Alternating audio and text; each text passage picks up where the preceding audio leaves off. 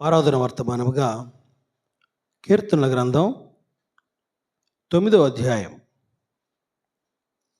మొదటి 3 వచనాలు చదువుకుందాం. Psalm chapter 9 verse 1 to 3.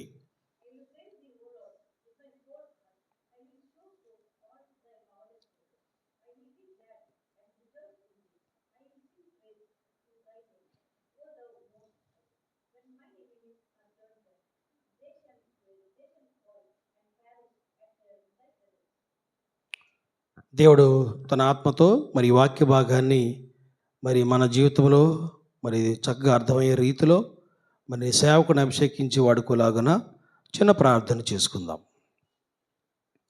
పరిశుద్ధుడు, ప్రేమగల మా ప్రియ పరలోకపు తండ్రి, నీ పరిశుద్ధమైన, ఉన్నతమైన, శ్రేష్టమైన, ఘనమైన నామాన్ని బట్టి నీకు స్తోత్రాలు.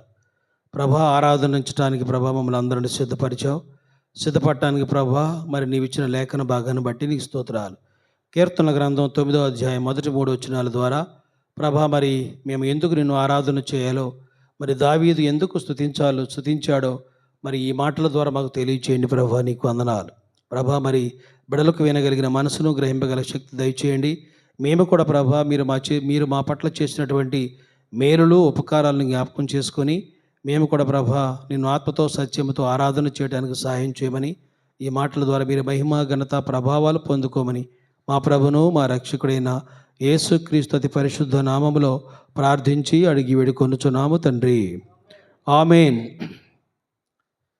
చదవబడిన లేఖన భాగం మనందరికీ చాలామంది చదివినటువంటి లేఖన భాగమే.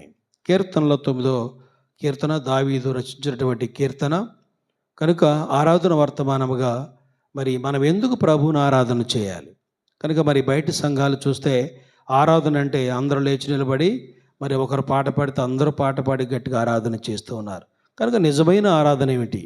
కనుక దేవుడు వ్యక్తిగత ఆరాధనని ప్రభువు కోరుతూ ఉన్నాడు.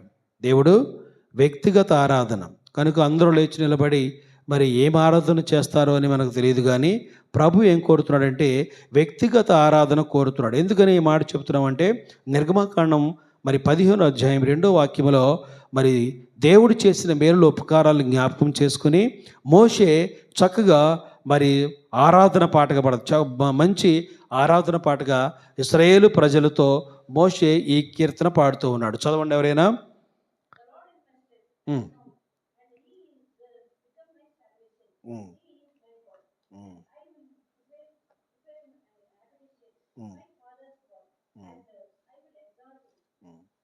చూడండి, కనుక వ్యక్తిగత ఆరాధన ఏ విధంగా చేస్తున్నాడు. అప్పుడు మోషే ఇశ్రాయేలును యెహోవాను గురించి ఈ కీర్తన పాడిరి. ఏమని? యెహోవాను గురించి గానం చేసేదన్ను, ఆయన మిగులు అతిశయించి జయించెను, గుర్రములు దాని రౌతును ఆయన సముద్రంలో పడద్రోసెను. యెహోవాయే నా బలము, నా గానము, ఆయన నాకు రక్షణయు ఆయను. ఆయన నా దేవుడు, ఆయనను వర్ణించేదను. ఆయన నా పితరుల దేవుడు, ఆయనను మహిమను నుతించేదను. కనుక స్తుతించటానికి దేవుడు చేసినటువంటి మేలులు ఇశ్రాయేలు ప్రజల్లో ఏమేమి చేశారు? మన్నాను కురిపించారు, ఎర్ర సముద్రాన్ని పాయలుగా చేశాడు, శత్రువులను ఓడించడానికి దేవుడు కృప చూపించాడు. అంత బలాఢ్యుడైన ప్రభువుని వీరందరూ చక్కగా ప్రభుని ఆరాధన చేస్తున్నారు, స్తుతిస్తూ ఉన్నారు, గానం చేస్తూ ఉన్నారు. కానీ ఈ ఉదయకాల సమయంలో నీవు నేను కూడా ప్రభువుని వ్యక్తిగతంగా స్తుతించడానికి వచ్చాం, ఆరాధన చేయడానికి వచ్చాం.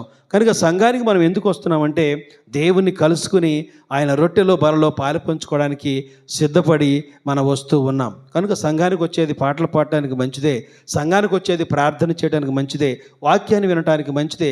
కానీ అంతకన్నా ప్రాముఖ్యమైన మాట ఏమిటంటే ప్రభువుని కలుసుకోవడానికి మన సంఘానికి వచ్చాం. ఎందుకంటే మన మధ్యలో ఏముంది? ప్రభు బల్ల ఉంది. కనుక ఆయన శరీరం, ఆయన రొట్టె మన మధ్యలో ఉంది. కనుక సంఘానికి మనం ఎందుకు వచ్చామంటే దాంట్లో మనం ఆయన రొట్టెని విరిచి మనం తినడానికి, అంటే పరిశుద్ధుడైన ప్రభు రక్తాన్ని తాగటానికి, పరిశుద్ధుడైన ప్రభు శరీరాన్ని మనం భుజించడానికి సంఘానికి వచ్చామండి. కనుక మనం దేవుని యొక్క వాక్యం సెలవిస్తుంది. దేవుడు నిన్ను, నన్ను, మనందరినీ దేవుడు ఈ విధంగా ప్రభు బలలో పాలు పంచుకోవడానికి నీకు నాకు ఇచ్చిన మరి గొప్ప రక్షణను జ్ఞాపకం చేసుకుని దేవుని స్తుతించి ఆరాధన చేయడానికి మనం ఇప్పుడు సిద్ధపడుతూ ఉన్నాం. అందును బట్టి 9వ కీర్తన దేవుడు మన ముందు ఉంచాడు. దావీదు మరి ఫిలిష్తీయులతో మరి యుద్ధం చేసినప్పుడు గొప్ప విజయాన్ని చేకూర్చినప్పుడు దేవునికి ఈ విధంగా ఆయన స్తుతించి ప్రార్థన చేసి ఆరాధన చేస్తూ ఉన్నాడు. ఏమనంటే, నా పూర్ణ హృదయంతో నేను యెహోవాను స్తుతించేదను. చూడండి, పూర్ణ హృదయం. కనుక దేవుడు చెబుతున్నాడు ఆజ్ఞల్లో, నీ పూర్ణ బలముతో, నీ పూర్ణ వివేకముతో, నీ పూర్ణ శక్తితో నీ ప్రభువుని ప్రేమించాలి అని, నిన్ను వలె నీ పొరుగువాన్ని ప్రేమించాలని ప్రభు యొక్క ఆజ్ఞ. కనుక పూర్ణ హృదయముతో ప్రభువుని ఆరాధన చేయడానికి వచ్చాం. కనుక ఈ వాక్య భాగం దేవుడు చెబుతూ ఉన్నాడు, దావీదు నా పూర్ణ హృదయముతో నేను యెహోవాను స్తుతించేదను. మనము కూడా మరి అందుకనే వచ్చాం. పూర్ణ హృదయం ప్రభువుకు కావాలి. పూర్ణ హృదయంతో ఆరాధన చేస్తేనే ప్రభువుకు అవసరం. అందుకనే మరి సమరయ స్త్రీతో చెప్తున్నారు, మరి ఆత్మతో సత్యముతో ఆరాధన చేయటం. కనుక పూర్ణ హృదయం అనేది మనకు రావాలంటే ప్రభు యొక్క రక్తములో ఎవరైతే పాలు పంచుకుంటారో వారికి మాత్రమే పూర్ణ హృదయంతో ఆరాధన స్తుతులు మరి నోటి నుంచి వస్తాయని దేవుని యొక్క వాక్యం స్పష్టంగా తెలియజేస్తూ ఉంది. అందుకని దావీదు అంటూ ఉన్నాడు, నా పూర్ణ హృదయంతో నేను యెహోవాను స్తుతించేదను. కనుక ఈ 9, 10 కీర్తనలు కూడా మరి ఆ కాలంలో నెప్టుజెంట్ దాంట్లో ఒకే కీర్తన అనమాట. ఈ 2 9, 10 కూడా ఒకే కీర్తన. కానీ మరి విభజన ప్రకారంగా 9 సపరేట్, 10 సపరేట్గా మరి రాయటం అనేది చరిత్ర చెబుతూ ఉంది. అందుకని దావీదు తన యొక్క జీవితంలో దేవుడు చేసినటువంటి గొప్ప మేలులు ఏమిటంటే, అరణ్యంలో ప్రాణాపాయంతో తిరిగి పరిగెడుతున్నప్పుడు దేవుడు అదుల్లాము గుహలో మరి దేవుడు కాపాడాడు. సిక్కలకు దగ్గర మరి దేవుడు శత్రువుల నుంచి కాపాడాడు. మరి మోయాబీలు అమ్మోనీయుల దగ్గర దేవుడు కాపాడాడు. ఫిలిష్తీయుల దగ్గర నుంచి దేవుడు విజయం ఇచ్చాడు. ఇవన్నిటినీ జ్ఞాపకం చేసుకుని, ప్రభా ఇహలోకంలో నాకు ఎవరు సహాయం చేయలేదు, కానీ నిన్ను నమ్ముకోవటం ద్వారా నీవే నాకు సహాయం చేశావు. కనుక అందుకని దావీదు అంటున్నాడు, నా పూర్ణ హృదయంతో నేను ప్రభువుని మరి స్తుతించేదను. యెహోవా నీ అద్భుత కార్యములన్నిటిని నేను వివరించేదను. మహోన్నతుడా, నేను నిన్ను గూర్చి సంతోషించి హర్షించున్నాను, నీ నామమును కీర్తించేదను. చూడండి, మనము కూడా మరి ఈ విధంగా మనం ఆరాధన చేయాలంటే, ఒకప్పుడు నీవు నేను మరి ప్రభువుని తెలియనటువంటి వారము, యేసు ప్రభు అంటే ఎవరో తెలియనటువంటి వారము మనందరినీ మరి ఇహలోకంలో జీవించినప్పుడు దేవుని వాక్యము ద్వారా నిన్ను నన్ను మనందరినీ పట్టుకుని యేసయ్య ఎవరో తెలుసుకోవడానికి దేవుడు కృప చూపించాడు. మరి దేవుని సన్నిధిలో పెట్టడానికి, రక్షణ పొందడానికి, బాప్తిసం తీసుకోవడానికి దేవుడు గొప్ప కార్యాలు చేశాడు. కనుక మరి దేవుడు ఇంత గొప్ప కార్యాలు చేసినందుకు మరి దావీదు ఎంతగానో స్తుతిస్తూ ఉంటే నీవు నేను కూడా స్తుతించాలి. మరి నీ పట్ల దేవుడు ఏం చేశాడో నాకైతే తెలియదు, నీ పట్ల ప్రభు ఎన్ని గొప్ప కార్యాలు చేశాడో నాకైతే తెలియదు. కనుక ప్రతి విషయంలో దేవుని కృతజ్ఞతాస్తుతులు చెల్లించాలని తెస్సలోనిక పత్రిక 2 తెస్సలోనిక 5, 17, 18 వచనాల్లో ఈ విధంగా రాయబడి ఉంది. కనుక ప్రతి విషయములలో దేవునికి కృతజ్ఞతాస్తుతులు చెల్లించాలి అని ఆ యొక్క లేఖన భాగం పౌలు గారు తెస్సలోనిక సంఘానికి రాస్తూ ఉన్నాడు. కనుక అన్ని విషయంలో కష్టం వచ్చినా ప్రభుని స్తుతించాడు దావీదు, కన్నీరు వచ్చినా ప్రభుని స్తుతించాడు దావీదు, మరి విజయం వచ్చినా ప్రభుని స్తుతించాడు దావీదు. ఎన్ని బాధలు వచ్చినా కానీ ప్రభుని స్తుతించుతూనే ఉన్నాడు.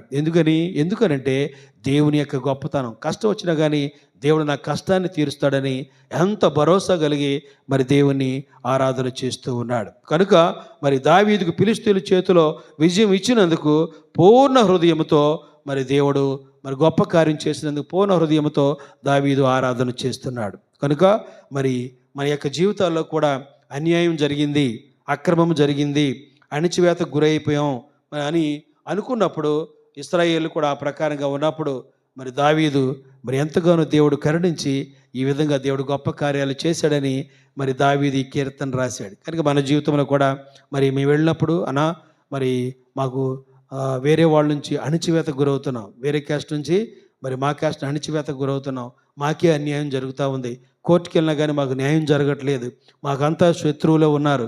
అలాంటప్పుడు 9వ కీర్తన చదవమని చెప్తాను నేను.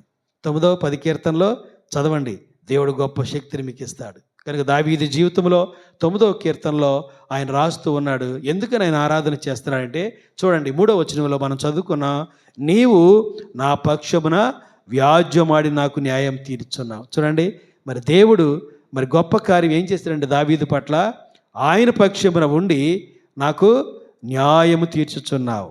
కనుక మన పక్షాన ఎవరు లేరు. నాకు మరి భర్త ఈ విధంగా చేశాడు, భార్య ఈ విధంగా చేసింది, మా యొక్క అత్తమామలు ఈ విధంగా చేశారు, కనుక నా పక్షాన ఎవరు మాట్లాడలేదు, మరి నాకు ఎవరు ప్రభువా అని మనం అనుకున్నప్పుడు దేవుడే మనకు వ్యాజ్యం తీర్చేవాడు. కనుక దావీదు పక్షాన దేవుడు నిలబడి ఆయన పక్షాన వ్యాజ్యమాడి ఆయనకు న్యాయం తీర్చాడు. కనుక మన దేవుడు న్యాయాధిపతి, మన దేవుడు న్యాయాధిపతి, న్యాయం తీర్చే గొప్ప తండ్రి. కనుక మన పక్షాన న్యాయం తీర్చాడు, ఎన్నో న్యాయాలు మన పక్షాన తీర్చాడు. కనుక మనం అందరూ చేదరించుకున్నప్పుడు ఆయన మన పక్షాన్ని నిలబడ్డాడు. అందరూ నీ వద్దు అనుకున్నప్పుడు ఆయన మన పక్షాన్ని నిలబడ్డాడు. అందరూ నువ్వు పనికిరాని దానివి అని అన్నప్పుడు ఆయన మన పక్షాన ఉన్నాడు. కనుక అందరూ నీకు తెలివి లేదు అన్నప్పుడు ఆయన మన పక్షాన ఉన్నాడు. కనుక మన పక్షాన ఉండి వ్యాజ్యమాడి ఎలాంటి యొక్క గొప్ప ఆశీర్వాదం నీకు నాకు ఇచ్చాడంటే కేవలం ఆయన కృపే. కనుక ఎంత కృప కలిగిన వాడు చూడండి, ఎంత కృప కలిగిన వాడు. అలాంటి దేవునికి మనం మరి ఆత్మతో సత్యంతో ఆరాధన చేయాలి. ఇంకా ఏమన్నాడు చూడండి, నీవు సింహాసనాసీనుడివై న్యాయమును బట్టి తీర్పు తీర్చున్నావు, కాబట్టి నా శత్రువులు వెనకకు మళ్ళుదురు, నీ సన్నిధిని వారు జోగిపడి నశించరు. చూడండి, శత్రువులు జోగిపడి నశించారు. దావీదు చూడగానే వాళ్ళందరూ ఫిలిష్తీయులందరూ చెల్లా చెదిరైపోయారు. చూడండి, ఎప్పుడైతే గొలియాతుని చంపాడో, ఒక్కడి గొలియాతుని చంపాడంతే అందరూ ఏమైపోయారు, పారిపోయారు. ఒక్క గొలియాతుని చంపడం ద్వారా మరి దేవుడు ఫిలిష్తీయుల నుంచి విడుదల కలగజేశాడు, చిన్న దావీదు నుంచి. కనుక చూడండి, కనుక దేవుడు అందుకనే రాస్తూ ఉన్నాడు 18వ కీర్తన 1వ వచనంలో దావీదు మరి ఎంత బలం ఎక్కడి నుంచి వచ్చింది మనం ఆలోచన చేస్తే మరి దావీదు ఈ మాట రాస్తూ ఉన్నాడు. ఏమని చూడండి 18:1, నా బలమా, చూడండి అక్క చాలు, యెహోవా నా బలమా. దావీదుకు బలం ఎవరు ఇప్పుడు? దేవుడే.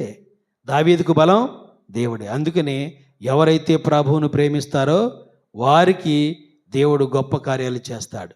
కనుక యెహోవా నా బలమా, నేను నిన్నేం చేస్తున్నాను, ప్రేమిస్తున్నాను. కనుక మనం ఇహలోకములో ప్రభువు కన్నా ఎక్కువగా ఎవరిని ప్రేమించకూడదని సువార్తలో ప్రభువు చెప్పాడు. నాకంటే ఎక్కువగా మీరు ఎవరిని ప్రేమించకూడదు. కనుక దేవుణ్ణి ఎవరైతే ప్రేమిస్తారో అందరిని ప్రేమిస్తాం. మన భర్తని, భార్యని, పిల్లల్ని, మా అత్త మామల్ని అందరిని ప్రేమిస్తాం. ఎవరైతే ప్రభువును ప్రేమించలేదో వారు పిల్లల్ని, మామల్ని, అత్తని ఎవరిని ప్రేమించరు. కనుక దావీదు అన్నాడు, నా ఇంత గొప్ప బలం ఎవరిలో ఉందంటే, ఎవరిలో ఉంది? దేవునిలే నా బలం. నా బలం యెహోవా నా బలమా, నేను నిన్ను ప్రేమిస్తున్నాను. ఎవరైతే ప్రభువును ప్రేమిస్తారో వారికి మాత్రమే దేవుడు బలంగా ఉంటాడు, ఆశ్రయదుర్గంగా ఉంటాడు, కోటగా ఉంటాడు, కొండగా ఉంటాడు. అద్భుతంగా ప్రభు అన్ని విషయాల్లో సహాయం చేస్తాడు. అందుకని చూడండి, ఇక్కడ 5వ వచనంలో రాస్తున్నాడంటే, నీవు అన్యజనులను గద్దించి ఉన్నావు, దుష్టులను నశింపచేయుచున్నావు, వారి పేరు ఎన్నటికీ ఉండకుండా తుడుపు పెట్టి ఉన్నావని మరి రాస్తూ ఉన్నాడు. శత్రువులు నశించరనే మాట రాస్తున్నాడు. వారు ఎన్నడూ ఉండకుండా నిర్మూలమయ్యారు. కనుక మన జీవితంలో కూడా ప్రధానమైన శత్రువు ఎవరు? సాతాను.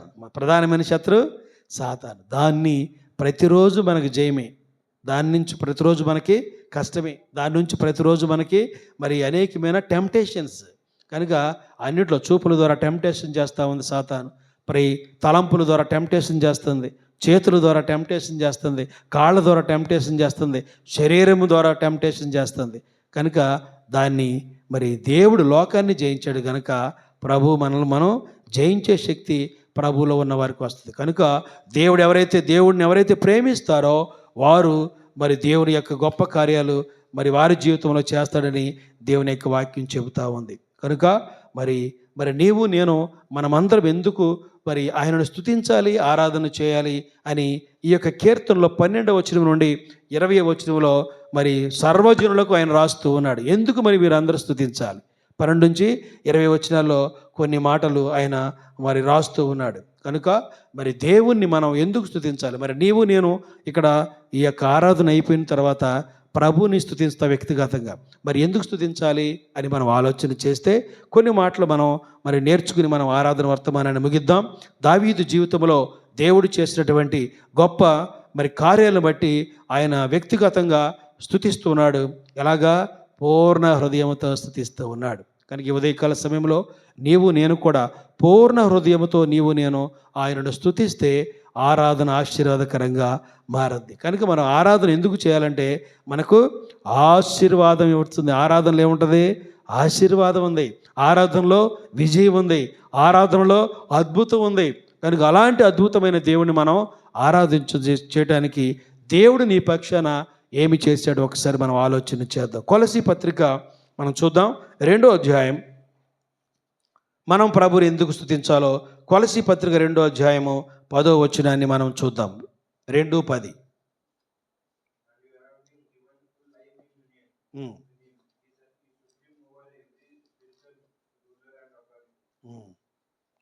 ఇంగ్లీష్ తెలుగులో చదవమ్మా. కొలసియన్ చాప్టర్ 2:10.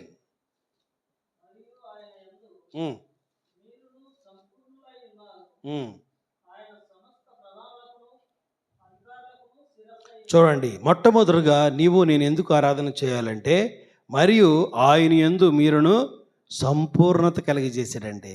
సంపూర్ణత, సంపూర్ణులై ఉన్నారు. ఆయన యందు మాత్రమే సంపూర్ణత.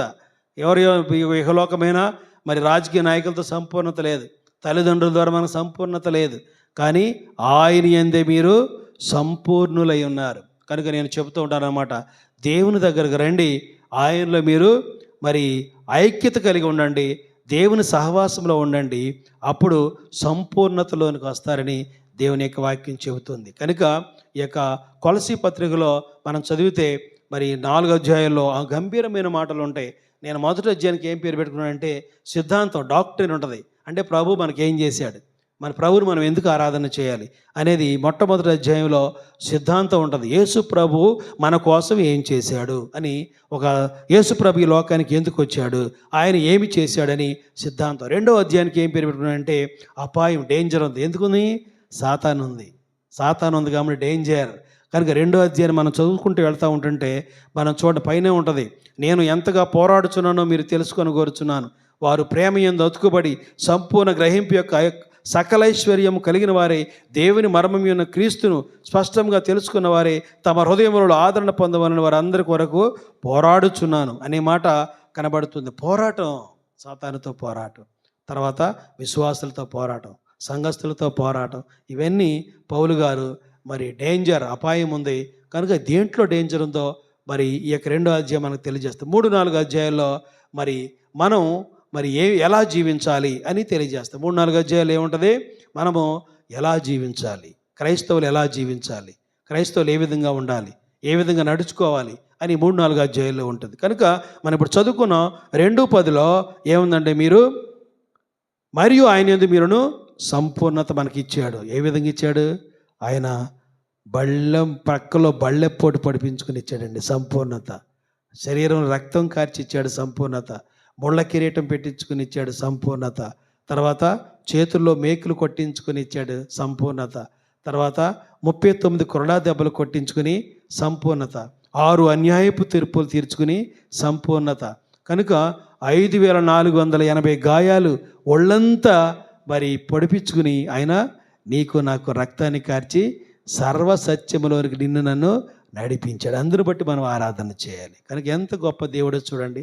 మరి ఆరాధన చేయటానికి మరి ఆయన యొక్క గొప్పతనం ఏంటంటే ఎలాంటి యొక్క సంపూర్ణతలోనికి నిన్ను తీసుకుని వచ్చి ఆరాధన చేయడానికి సిద్ధపరిచాడు. అందును బట్టి మనం ఆరాధన చేయాలి. రెండవదిగా మనం చూస్తే అదే కొలసీ పత్రిక 11వ వచనంలో కూడా ఈ విధంగా రాయబడి ఉంది, మీరును క్రీస్తు సున్నతి యందు శరీరేచ్ఛలతో కూడిన స్వభావమును విసర్జించి ఆయన యందు చేతులతో చేయబడి సున్నతి పొందితిరి.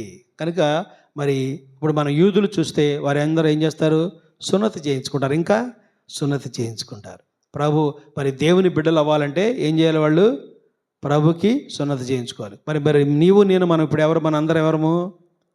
దేవుని పిల్లలము. ఎలా అయిపోయాము? ఎలా మనం? ఆయన రక్తం చేత మనం కడగబడ. వాళ్ళేమో మరి కట్ చేసుకుని రక్తంతో వాళ్ళు దేవుని పిల్లలుగా నిబంధన వడంబడిక చేసుకుంటే నీవు నేను ఈ రోజున వాళ్ళకన్నా మనం ప్రభు యొక్క డైరెక్ట్ రక్తం చేత మనం మరి మన పాపాలు కడుక్కున్నాం. మరి మనం ఎంత ధన్యులో చూడండి. ఇంత గొప్ప భాగ్యం. చేతులతో చేయబడిన సున్నతి కాక చూడండి, ఆయన ఏం చేశాడు? ఆయన యందు చేతులతో చేయబడని సున్నతి పొందరు. ఆయన యందు చేతులతో చేయబడిన సున్నతి అంటే ఆయన రక్తము ద్వారా మనము ప్రభు సన్నిధికి వచ్చాం. ఎంత గొప్ప భాగ్యం చూడండి. అందుని బట్టి మన ప్రభువుని ఆరాధన చేయాలని దేవుని యొక్క వాక్యం స్పష్టంగా తెలియజేస్తుంది. కనుక మూడవదిగా 2వ అధ్యాయం 15వ వచనాన్ని మనం చూసుకుని ఆరాధన వర్తమానాన్ని ముగిద్దాం. 15వ వచనం, కొలసి 2:15 ఏమనుందో చూడండి. ఉమ్, ఉమ్, ఉమ్, ఉమ్, ఉమ్, ఉమ్, ఉమ్,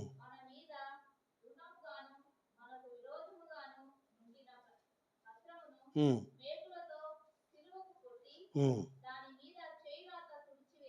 ఉమ్,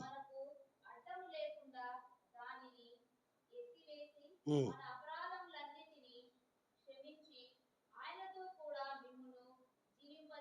చాలమ్మా, ఎంత గొప్ప మాట చూడండి.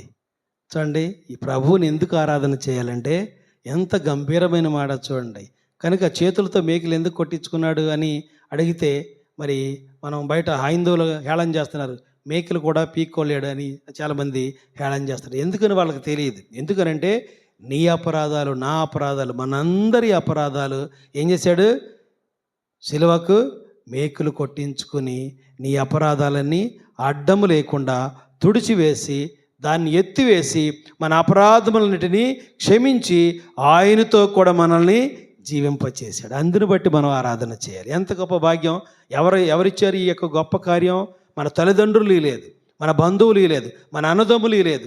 ఎవరు నీకోసం రక్తాన్ని కార్చలేదు, సిలువ వేయించుకోలేదు, ముళ్ళ కిరీటం పెట్టించుకోలేదు, ప్రక్కలో బల్లెపోటు పొడిపించుకోలేదు, శరీరంతా గాయాలు చేయించుకోలేదు.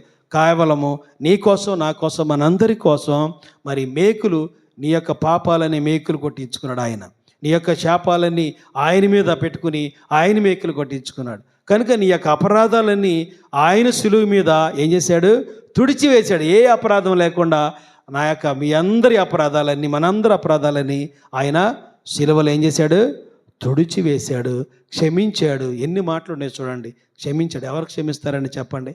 కనుక మన అపరాధముల చేత, పాపముల చేత చచ్చిన మనలను యేసు ప్రభు కూడా మనతో మనందరినీ దేవుడు ఆయన బ్రతికించాడని దేవుని యొక్క వాక్యం స్పష్టంగా తెలియజేస్తూ ఉంది. ఆ మాట ఎక్కడుంది? ఎఫెసీ 2:1 ఉంటుంది.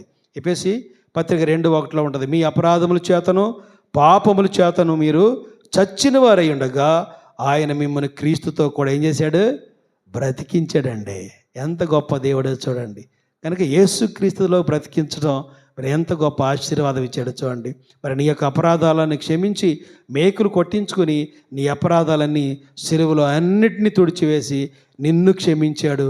అందును బట్టి మనం ఆరాధన చేయాలి. ఈ ఉదయకాల సమయంలో మరి దావీదు దేవుడు చేసిన మేలులను బట్టి, ఉపకారాలను బట్టి, అద్భుతాలను బట్టి, ఆశ్చర్యమైన సంగతులను బట్టి దావీదు ఎంతో గంభీరంగా పూర్ణ హృదయంతో ఆరాధన చేస్తున్నాడు. మరి నీవు కూడా ఈ ఉదయకాల సమయం వచ్చింది, పూర్ణ హృదయంతో ఆరాధన చేసి ఆయనను మనం స్తుతించి గణపరచాలని దేవుని యొక్క వాక్యం చెబుతూ ఉంది. కనుక మన వ్యక్తిగతంగా దేవుడు నీ పట్ల ఏం చేశాడు, ఒకప్పుడు నీవు ఎలా ఉన్నావు, ఇప్పుడు ఎలా ఉన్నావు, ప్రభు నమ్ముకున్న తర్వాత ఎలా ఉన్నావు, ఒకప్పుడు నీ అపరాధముల చేత, పాపముల చేత చచ్చిన నన్ను యేసుక్రీస్తు తన రక్తం చేత మనందరి పాపాలు కడిగి పవిత్రపరిచి పరిశుద్ధపరిచి నీ రక్తాన్ని కార్చడం ద్వారా మరి మన హృదయాలు కడుక్కోవటం ద్వారా సంఘంలో చేర్చాడు. కానీ ఇంతమంది మనం కూడా ఈ ఉదయకాల సమయంలో ఈ మాటలు జ్ఞాపకం చేసుకుందాం. దేవుడు మన పట్ల చేసిన మేలులను జ్ఞాపకం చేసుకుందాం. జ్ఞాపకం చేసుకుని వ్యక్తిగతంగా మనం ఆరాధన చేద్దాం. వ్యక్తిగత ఆరాధనే ప్రభువుకు చాలా ఇష్టం అండి. వ్యక్తిగత ఆరాధనే ప్రభువుకు చాలా ప్రీతికరం. చూడండి, దావీదు వ్యక్తిగతంగా ఆరాధన చేస్తున్నాడు, మరి యేబు వ్యక్తిగతంగా ఆరాధన చేస్తున్నాడు, దానియేలు వ్యక్తిగతంగా ఆరాధన చేస్తున్నాడు, స్తుతిస్తూ ఉన్నాడు. కనుక భక్తులందరూ వ్యక్తిగతంగా స్తుతించడం ద్వారా, ఆరాధన చేయటం ద్వారా అబ్రహాము వ్యక్తిగతంగా ఆరాధన చేస్తున్నాడు. కనుక మనము కూడా వ్యక్తిగతంగా ఆరాధన చేసి, ప్రభా ఒకప్పుడు నేను ఈ విధంగా జీవిస్తున్నాను, నీ యొక్క రక్తం చేత నా పాపాలన్నీ కడిగావు, పవిత్రపరిచావు, కనుక సిలువలో నీ మేకులు కొట్టుట ద్వారా నా అపరాధాలని క్షమించావు, అందరూ బట్టి నిన్ను ఆరాధన చేస్తున్నానని ఎంత మాటలు చెప్తే ఎంత సంతోషపడతాడో ప్రభు చూడండి. కనుక మనం ఈ ఉదయకాల సమయంలో ఈ మాటలు విన్న మనం మరి వ్యక్తిగతంగా ప్రభువుని మనం గంభీరంగా ఆత్మతో సత్యంతో మనం అందరము ఆరాధన చేద్దాం. అట్టి కృప దేవుడు మనందరికీ అనుగ్రహించునుగాక.